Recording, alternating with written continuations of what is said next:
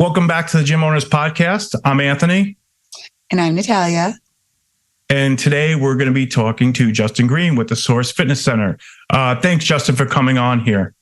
No problem, guys. All right, awesome. Justin's been a customer of ours for, almost 7 years, I think, something like that. I think so. It's been almost, how long has your gym been open?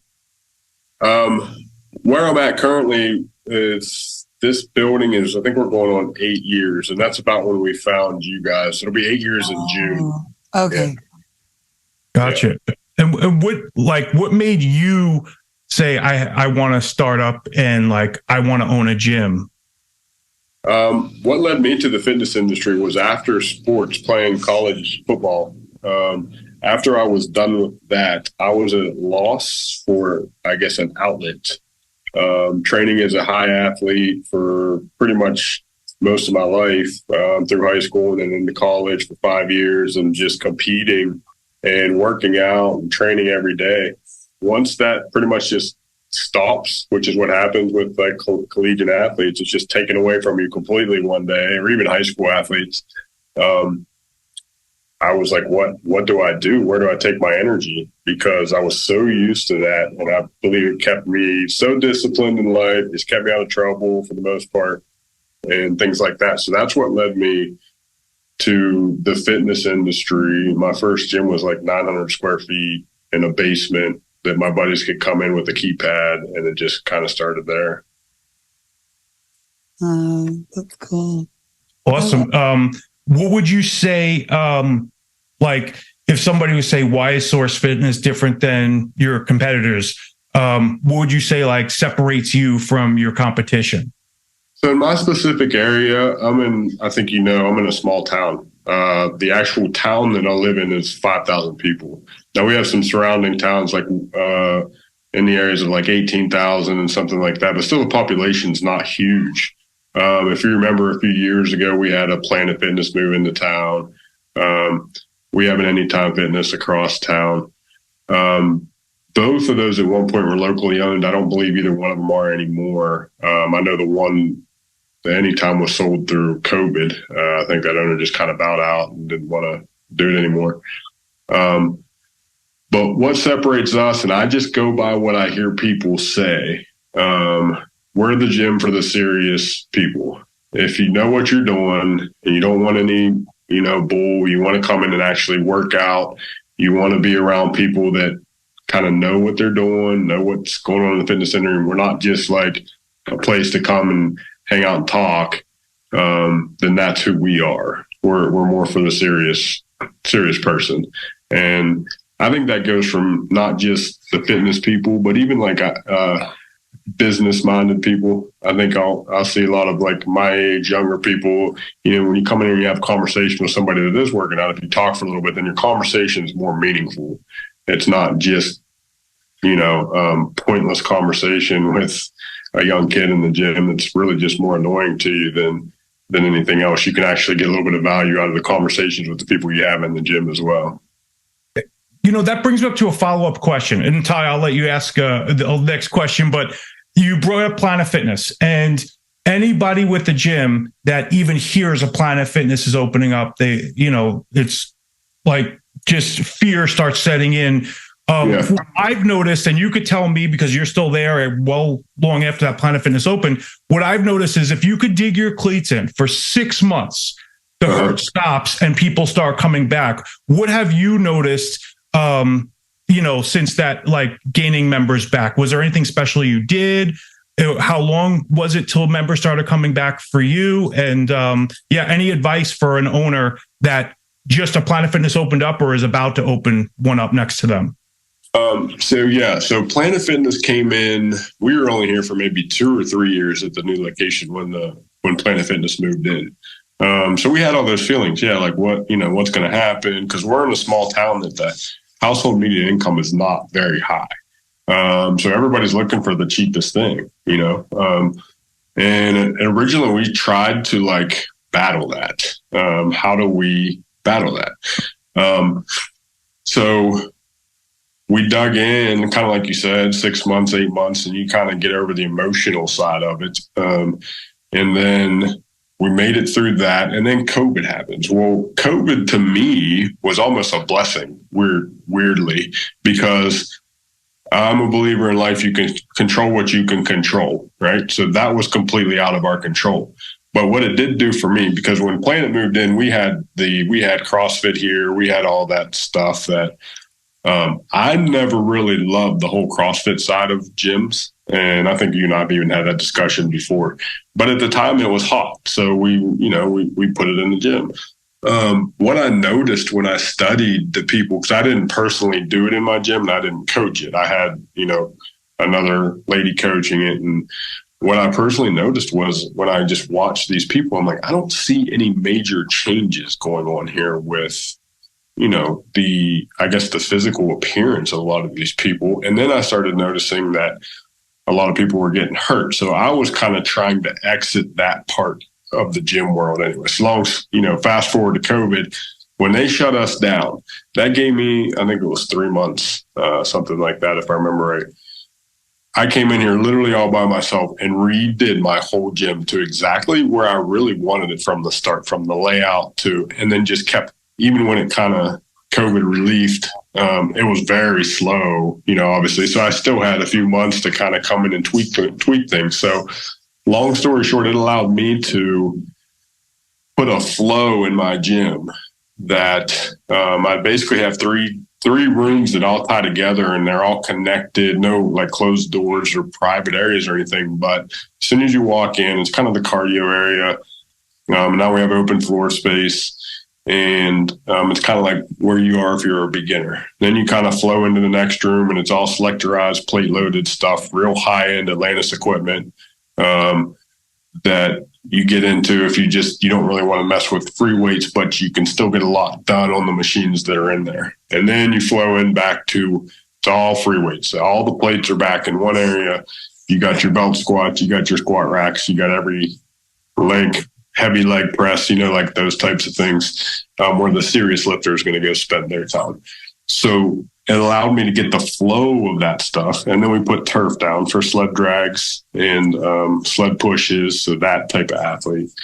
So I really got to design the gym that if you know what you're doing, then you can come in here. I don't care if you wanted to do a CrossFit workout or if you're a elite athlete, or you're just a beginner to intermediate workout person, you can come in here and the way the flow is set up, you really shouldn't bump into anybody, even when it's really busy, if that makes sense. And it's not like sitting there, I got to wait 15 minutes for this squat rack. I got plenty of squat racks. And then I got the machines laid out to where, kind of like what I said, you're not going to bump into too many different people as far as what your workout time is. Gotcha. That's awesome. So it's set up for the person where you should be training 45 minutes to an hour tops in your workout. If you're doing much over an hour in your workouts and you're really working out, you're kind of wasting your time after that. If you're pushing in your workout. Gotcha. You're working out the right way. Yeah. You're going hard. Yeah. I love it. And so interestingly enough, we have not done any advertisement at all since COVID. Wow. It's all come word of mouth. And now when the Planet Fitness customer comes in, I'm just like, I don't even waste my time.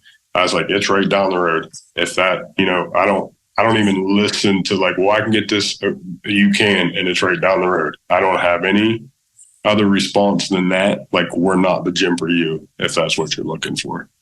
And we're still here. So if you're looking for a membership just to feel good that you have a membership, that's the place for you. That's the place for you. If you're going, and it's funny though, because I've probably gotten in the last year, I'd say 50 people have come from Planet Fitness because they're fed up.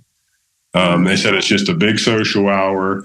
It's way too crowded. It's a bunch of immature kids running around over there that, don't know what they're doing. And, that type of thing. Have you been inside one?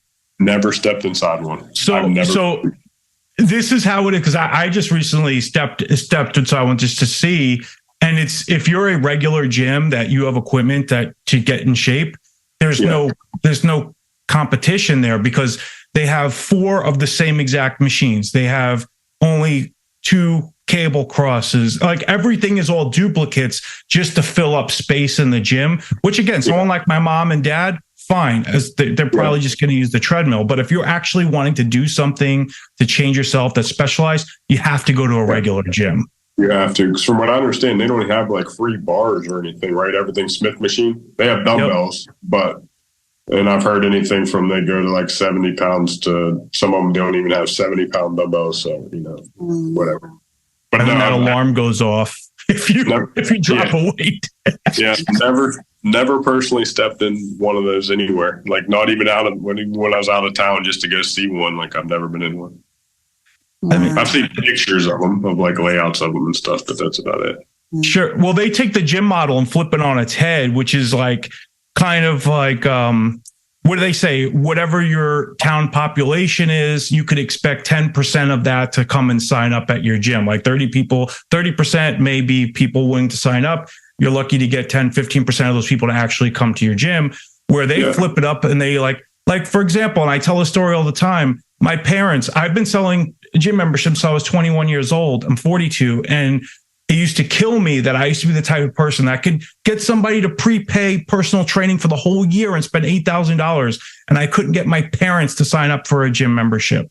And they called me up one day. Hey, I signed up to a gym. You'll be so proud. And I'm like, what's the name? I'm going to call and get personal training for you. And they're like, Planet Fitness. I'm like, they're never going to step foot in there, which they don't. It's been like 3 years. And they're never going to cancel because they go, I'll just go next month. I give them credit from a business standpoint, from a business model. It's genius. You got to give them credit there. They went after the lazy person and made them feel like, I'm going to have a membership. Gym membership, and they never use it. From a business standpoint, it's genius. It is. Yeah. But they're just preying on the weak-minded person that doesn't want to spend money to get in the proper shape and just ends up never going anyway. So, but they never cancel because it's only $10. But you know what? You're in a small town, and there's I talk to a lot of people will call us before they even own a gym. And they'll say, well, I don't know, I'm in a small town. And I'll tell them, like, you could still get 1,000 people, 500 people into your gym. And, just because it's a small town doesn't mean anything. I've seen people where they thought they were going to have 250 members. Fast forward after like a good pre-sales and a good opening and spreading the word of mouth that, I've signed up, and whatever type of referral program you have, they're now well over 500 and now they're looking for a second location. So how would you say your experience was with being from a small town and getting your gym profitable to where it's not in the red every single month? Because I think that's what scares a lot of small town people from opening up a gym. They're scared that you just won't have the member base.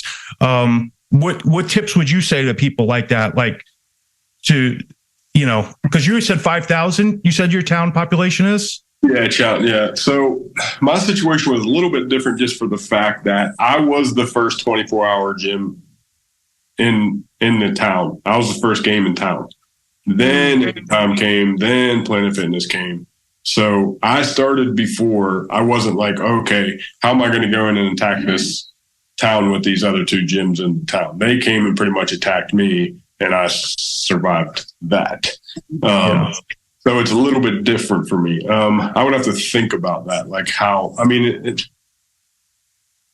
the end of the day, I guess I would just tell anybody kind of what I told you what my gym is now. You got to just set yourself apart and, make yourself stand out in the way. One, I think for the most part, I think decent the equipment's not the main seller. I've learned that, but I think you need to have some good equipment. So you need to make sure that you have some different pieces from those general gyms, like a Planet Fitness. And then you just have to put together the layout and just make the community about it different. And that's on you as the owner. It comes from your own personality, I think. You got to be a likable person that people trust. And once they realize that you're constantly changing things, and then once you get to a great, flow or whatever that you have, that you're just constantly keeping things clean and keeping things updated and always just asking questions of what they like, what they don't like, things like that, and just be engaging with them. I think that goes a long way in a small town. More so in a big town, because in a big city, nobody cares.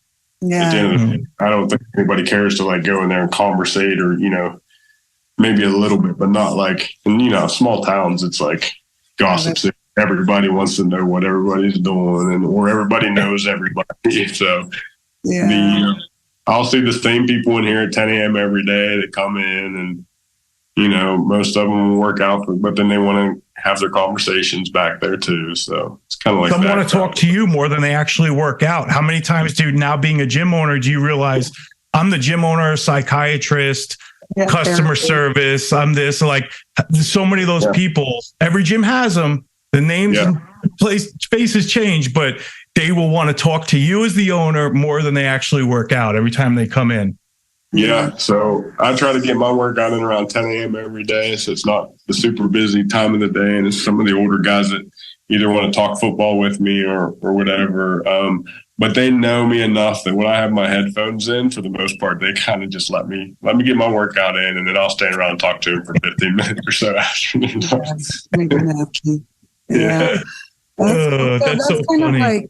That's cool though, that you do have in a small town, like, you know them, you have relationship with your members. So would you say that that's kind of like what you do to ensure you get members walking through the door, you keep members? Like, you kind of touched on setting yourself apart because people know your gym with the reputation of being like, hey, we come in here and we come to work out. But like, what is it that you've done or like want to do to get members to come through the door? Like, what's your marketing strategy, if you will? Well, it was really just putting the gym together, and like I said, to have the most flow and, you know, most competitive as far as equipment to do that. And now we like literally, I talked to you before we got on here, Natalia. I'm getting ready to do like a little text campaign to existing members, and we're going to pool all the members that were members of the past and start doing some promotional things again. To engage with the members and try to get people back that were maybe here before that aren't members anymore for whatever reason, and just keep building the community, because from what I've gathered and I don't really get on social media much anymore, but people would tell me like, oh, I saw people talking about your gym on Facebook and they love it. And I'm like, okay, well, that's good. I want to go out there. It looks sick. I like the color scheme. I'm like, hey, this looks nice. Like, it looks like a really, really nice, like open space, like, and it's very modern. So yeah, it's appealing for sure. Like the way you set it up. So I would want to go work out there. And before COVID, my building and my actual gym's about 10,500 square feet, but I actually separated out about 3,500 square feet that's completely separate from the gym that I'm going to put before and after school care in. And then my members are also going to be able to utilize that. So like if you're a gym member, you can bring your kid, and it's like a licensed facility over there in that section that like we can watch your kid, and it's like a legit service. It's not just like, hey, here's a dog fence, we're going to put your kid in the corner. So, and I ain't even got to do that yet. So you'll see, probably since you guys see the software, when I do that, you'll probably see a big influx of gym members as well, because that's another thing that's going to set me apart, because nobody has that in this small town either. Like obviously Anytime doesn't have it. Obviously Planet Fitness doesn't have it. So that's another piece I'm going to add to it. It's going to make it even more like family oriented, where mom and dad can come and get a serious workout in for an hour while their kids being attended to in like a legit care center. Yeah. Well, that's awesome. Going to really change like the demographic of people that come into your gym, because you're going to have parents who want to come who have kids. Yeah. They're like, hey, I want to live too, but they have nowhere to bring their kids. So now they can. Yeah. Awesome. Which I do see, like, I'll notice like stay-at-home moms coming in the mornings, 9, 10, 11 a.m., and then the dads will come in at night. And the dads sometimes will come in with like their kids, like whether it's their son or whoever, and they'll all work out and they'll do their separate thing, but they're in the building together. But those kids are more like, 14, 15, 16 years old, where there's still nothing for you know, a 5-year-old or 6-year-old. You obviously can't bring them to the gym while you're working out because it's just not safe for them to run around over there, or you just can't get a workout anyway. Exactly. So it's going to bring no one abuses that. What's that? So I was going to say, just make sure no one abuses that. I swear, I worked at gyms with like huge daycares in them, and the mom would show up to drop them off, go to the locker room, and like a minute later, I'd see her come down and then like leave to go shopping for 2 hours. Yeah, that's a good point. We'd noticed that. But the other thing, I'll just bill you. If you're billing for it, no worries. But I know some gyms will do like $9.99 for daycare, whatever. It's like, dude, it's so you can work out, not so you can go shopping at Nordstrom's or something, you know? Yeah. No, we'll make sure that doesn't happen. We'll set the price thing up where like they'll be serious about it. Yeah. And then like some gyms do have like time limits, you know, where they'll say you can do, I mean, at least here in Vegas, they'll say like, we'll keep them for 3 hours, like within this time to kind of ensure that they're, not going too far. That makes sense. But that's really cool. So it sounds like you're doing a lot to kind of like, I mean, market to, you know, like moms and dads and bring people in and change up the gym. But if you could go back and do it all over again, like what would you do different? Or what could yourself now tell your, you know, newbie gym owner, like what to do? What would you change? Good question. Ooh, that's a great question. Let's see. Ooh. I think maybe just so when I was building my building, I ended up putting some money into some aesthetic things, which you said my gym looks really cool, right? And I agree, it does.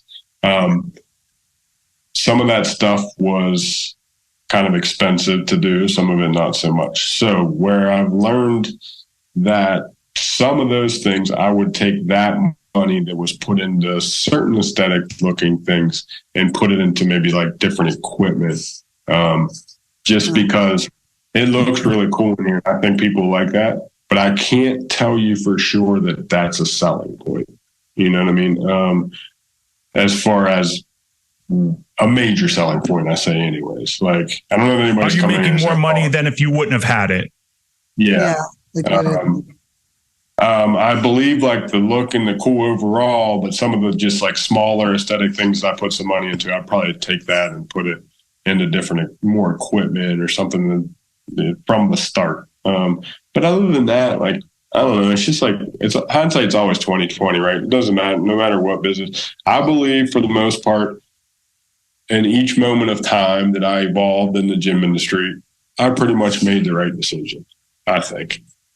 Some of it's just like any business, you're going to lose money. That's inevitable. You're going to make a bunch of mistakes. And if you learn from that, then you're going to evolve and be able to keep growing. And it's the people that just can't take, you know, whether it's, I just lost money or, you know, the COVID thing, you know, the people that aren't conditioned and just quit, they're not going to survive. So going back, I don't think there's any major one regret that I can say, I wish I wouldn't have did that. Wow. Gotcha.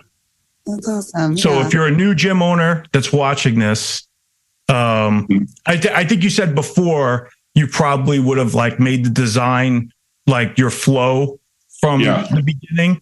And I like you said that because you 100% believe in what you're selling. You know that place is exactly the way you want it. And that comes across in the sale if somebody's checking out prices. Like if I see an owner like, wow, he is super proud of this gym. I could see how clean it is and everything.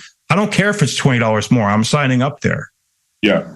I'm actually at the gym. You want to walk you through it real quick so you can see it? Yeah, absolutely. Show us around. Yes, we would love Give us a tour. I'm in the back office. I don't think we're busy over there right now. I'll show you the news because I think if you even look at our website, we're still updating all that stuff. So it's going to be the let me flip this around here and I'll just talk to you as we're kind of walking through. Sure. Can I flip? Take us if we just walk through your gym as like somebody that's looking at prices. Like if you were going to give me a tour of your facility and treat us like we're somebody that's checking out your gym. Okay. Hold on. Oh, my next question is, what are your standard operating procedures when somebody walks through? So this is perfect. Yeah. Okay. It'll be like MTV Cribs, but like gym edition. Yeah. I love it.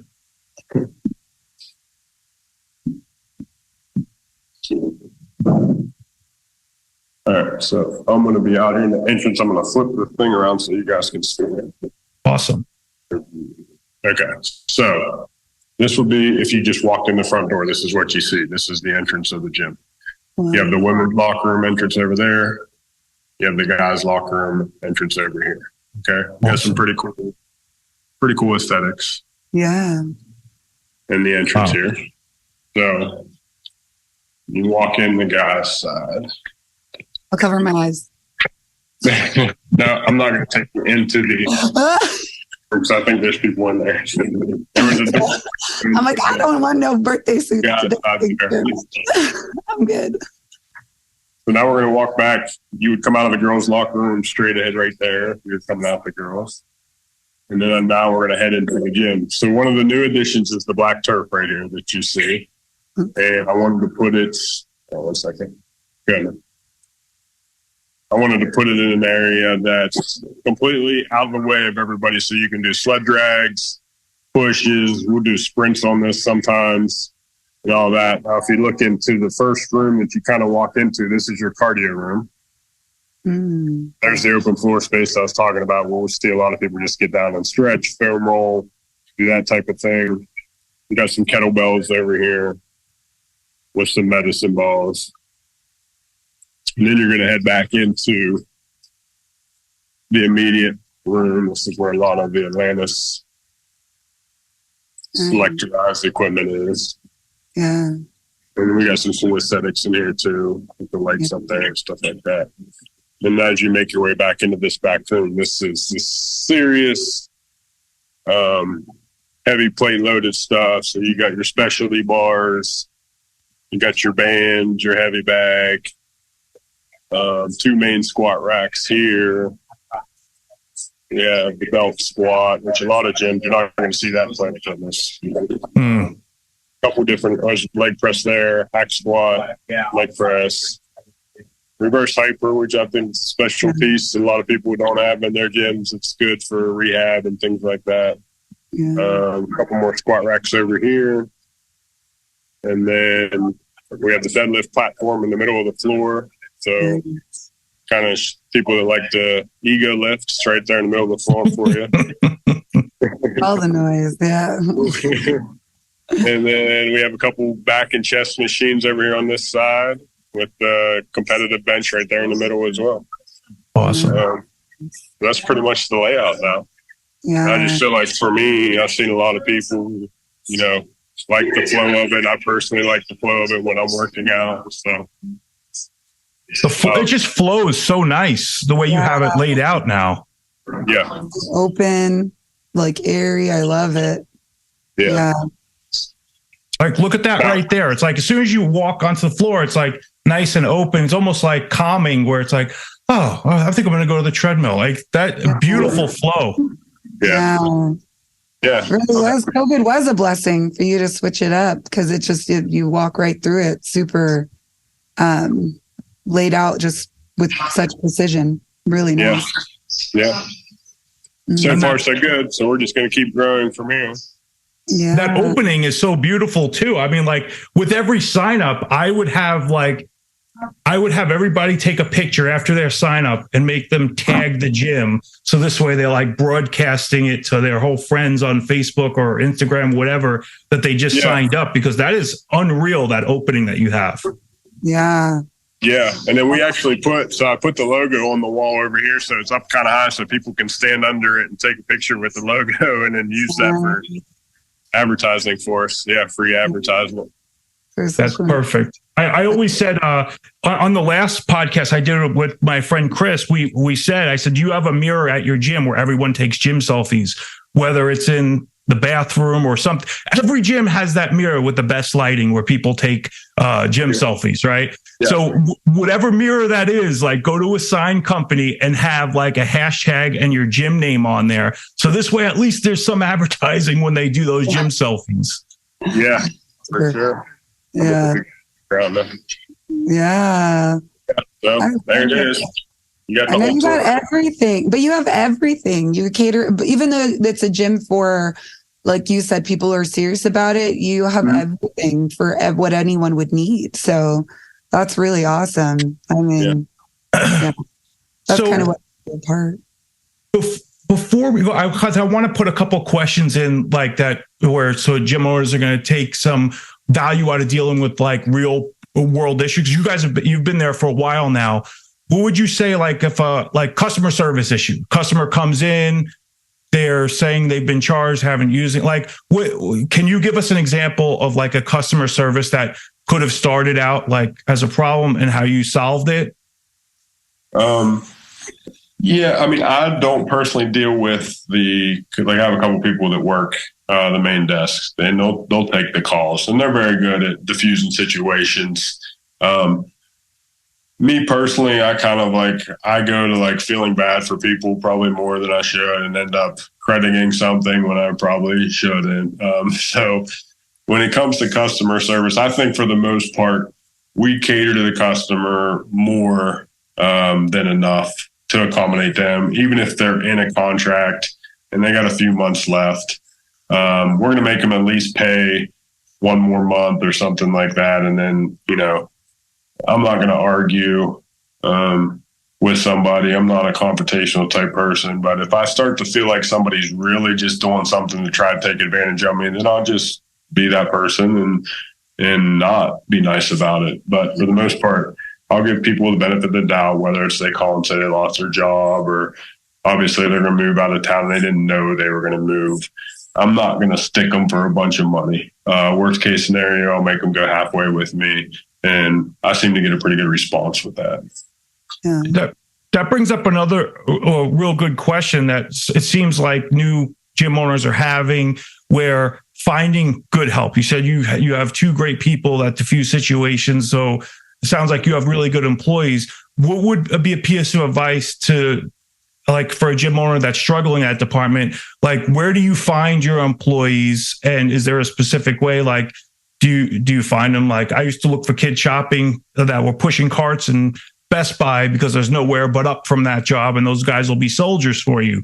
Is there a special way that you handpick people out?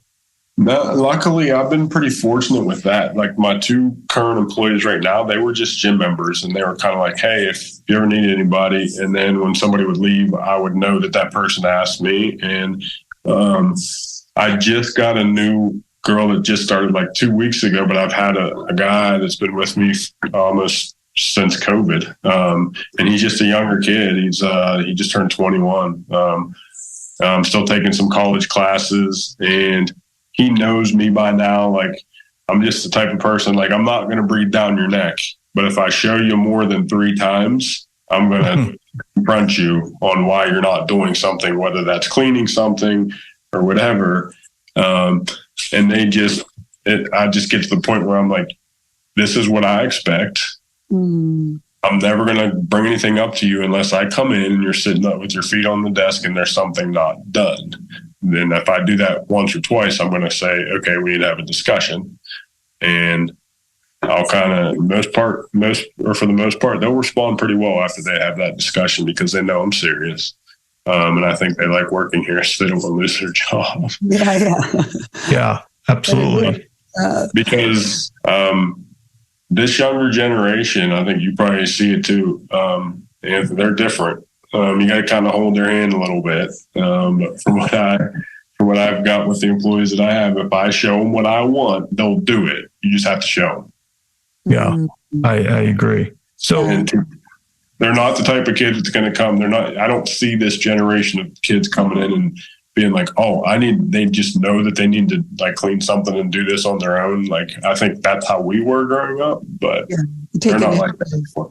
Yeah, they're not just going to take the initiative to do it all on their own. Like, you got to show them. You got to hold their hand and show them. Gotcha. I've been lucky enough that once I do that, they'll do their job. Yeah. Yeah. That's awesome. So again, if anyone's watching this that is not opened the gym yet and is looking for some information, would advices on buying versus leasing? Like, do you own that building? I own the building, yes, which has been very beneficial to me. Because even as I was going through all the challenges and COVID in the back of my head, I'm just like, well, if the gym doesn't work out, I'm just going to use the building for something else or sell the building. So I did have that advantage to me through COVID. I've never seen the statistics, but I would believe that a lot of the gyms that end up closing through COVID were probably renting space, renting their equipment, and then when they lost the monthly cash flow with the gym memberships, it just killed them. Yeah. Well, I mean, you could be. I'm a real estate guy, so I always would recommend, if you can, get the real estate, buy your building. That's my personal opinion. So that's what I would always tell somebody to do. And that's any business. That's not just the gym business. I don't think you can, for the most part, if you're, as long as you're not a complete idiot with what you're buying in the real estate industry, real estate's always good. And then you have the control. You don't have have to worry about somebody saying, oh, I'm going to raise the month this rent. No, like you got a mortgage. It is what it is. You know what it is every month. You're not going to get anything. You're not going to get anything. Yeah. And that probably helps even for you to be able to like set up what it is that you want to charge for your memberships, you know? And we were looking at your memberships, like you have it very like clean cut. It's like 3, no bones about it, easy, but you kind of gauge your pricing, you know, because you're more in control. You're not going to have to worry about, you know, like you said, the landlord raising your rent or anything else. So that's Anthony, I'm sure would remember, we've tried all the different membership types. Like we've tried anything and everything from the start. At one point, I just got to the point where I'm like, we need 3 basic memberships because I think people are, for the most part, pretty simple. If you just break it down for them, like, this is it, 1, 2, or 3. Yeah. They'll make a decision faster, and it just makes it easier for them. And they don't feel like we're trying to be pushy or like really upsell them on anything. I don't even do any personal training right now. We haven't since COVID. So I'll probably at some point maybe bring that back in to be a revenue source for us. But I was more interested in being able to have the kids in here too. So sure.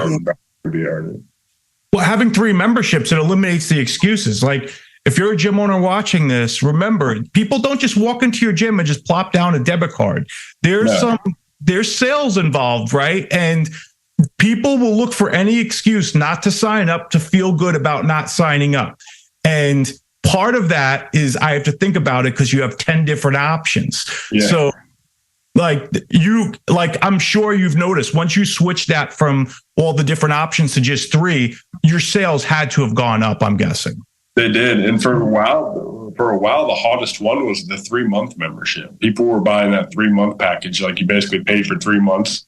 And I don't know what that was. It was probably after COVID. People were just kind of like, they didn't want to sign a contract because they didn't know if gyms were going to get shut down again or I don't know, for a while we had a bunch of the oil and gas industry in this area and they were in and out of town. So they didn't want to sign a contract because they didn't know when they were going to have to leave, you know.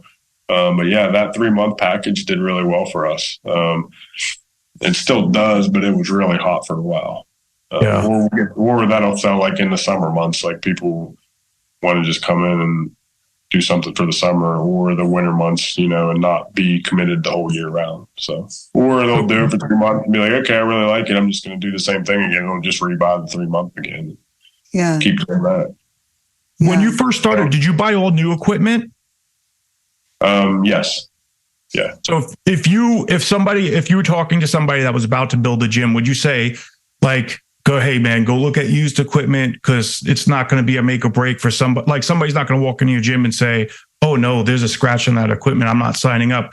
would you like if you had to open another location right now, would you buy all new equipment again, or would you? I don't think it has to. I don't think it has to be new. I think it just has to be nice, if that makes sense. Yep. You know. So yeah, you can go. You don't have to go out and buy all new equipment.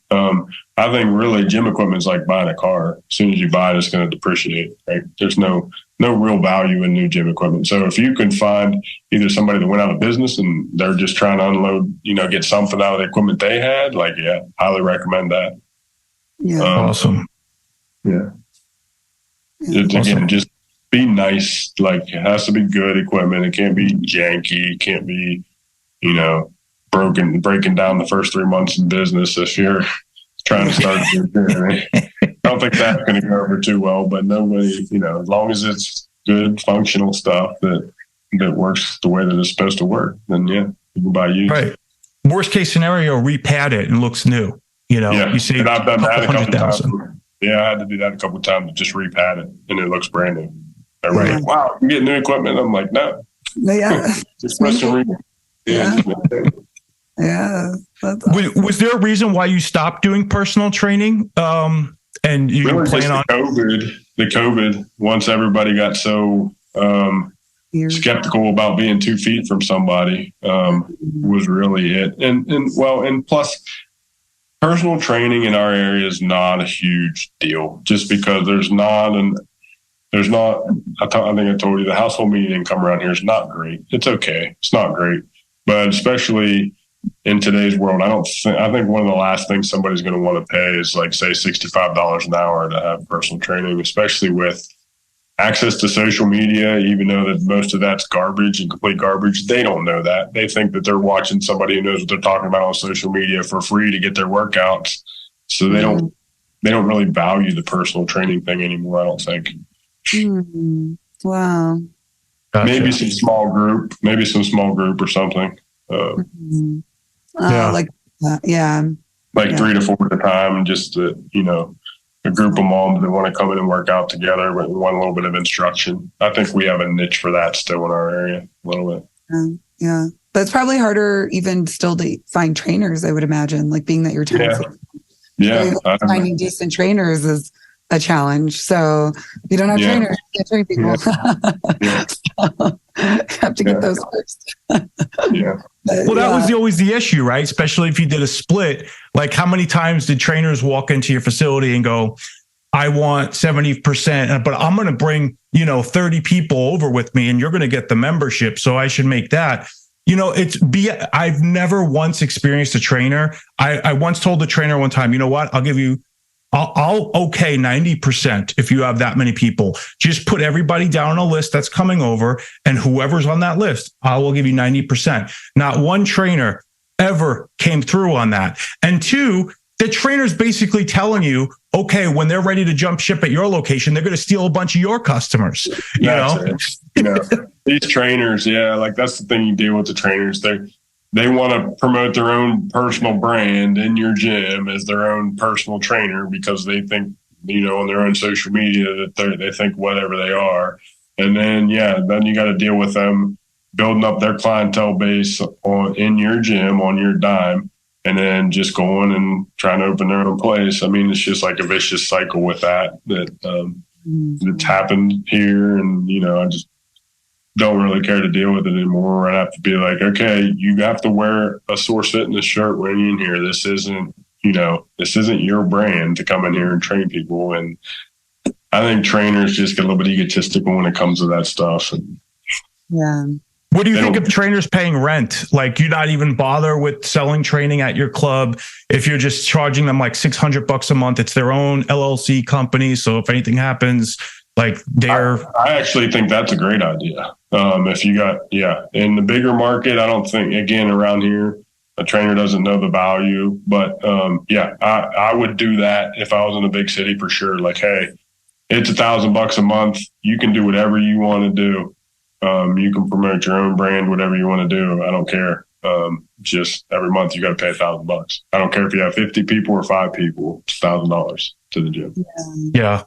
Takes all the stress off. If they're good, any trainer that's good is going to be like, okay, Because then to them, they don't have to put up a big investment to get their own equipment and stuff, right? And if they think that they can get 30, 40, 50 clients, they're gonna be making money with $1,000, off the top, right?